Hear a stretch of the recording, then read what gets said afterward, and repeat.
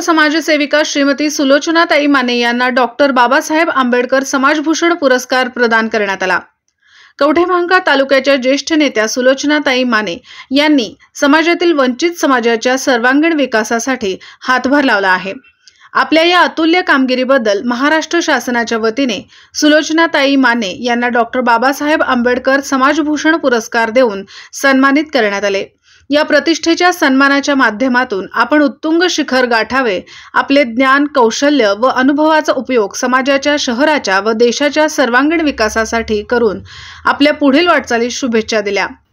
हा पुरस्कार राज्याचे माजी मंत्री आमदार संजय सावकारे, सामाजिक न्याय विशेष सह विभागाचे सचिव सुमंत भांगे, ओमप्रकाश बकोरिया यांच्या हस्ते शाल, सन्मानचिन्ह व संविधान पत्र देऊन सन्मान करण्यात आला।